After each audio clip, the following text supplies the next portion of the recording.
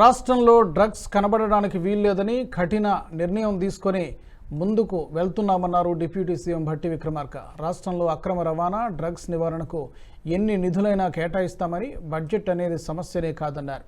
దేశ భవిష్యత్తుకు ఉపయోగపడే యువతను నిర్వీర్యం చేస్తున్న డ్రగ్స్ను సమూలంగా నివారించడం మనందరి బాధ్యత అన్నారు. తెలంగాణ పోలీసు వ్యవస్థ చాలా బలమైనది, తెలివైనది, ఎంత దూరమైనా వెళ్లి నిందితులను పట్టుకునే శక్తి, సామర్థ్యాలు కలదని కొనియాడారు. సంఘ విద్రోహ శక్తులు అక్రమ పద్ధతిలో డబ్బు సంపాదించడానికి కొందరు దుర్మార్గులు అలవాటు చేసే డ్రగ్స్ ఉచ్చులో పడి యువత బంగారు భవిష్యత్తును కోల్పోవద్దన్నారు భట్టి.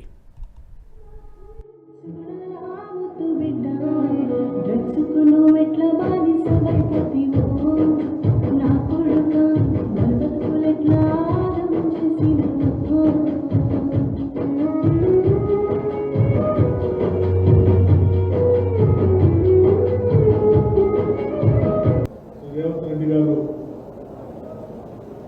మిగతా సహచర మంత్రివర్గ సభ్యులందరూ ఈ రాష్ట్రంలో మాదక ద్రవ్యాలు అనేది కనపడటానికి వీల్లేదు, వాడటానికి వీల్లేదని చెప్పి చాలా కఠినంగా ఉండడానికి రాష్ట్ర ప్రభుత్వం నిర్ణయం తీసుకొని ముందుకు పోతాం.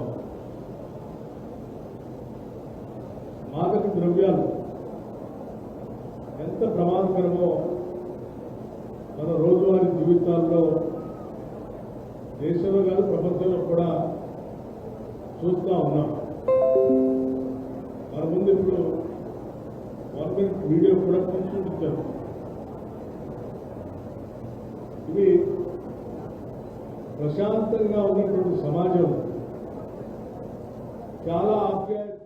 ఈ వీడియో మీకు నచ్చినట్టయితే లైక్ చేయండి, 10 మందికి షేర్ చేయండి. అలాగే కామెంట్ల రూపంలో మీ అభిప్రాయాలను మాతో పంచుకోండి. Nationalist hub group of channels ను సబ్స్క్రైబ్ చేసుకుని తెలుగునాట జాతీయవాద జర్నలిజాన్ని ప్రోత్సహించండి. ఈ వీడియో కింద ఉన్న బెల్ ఐకాన్ పై క్లిక్ చేయడం మర్చిపోవద్దు.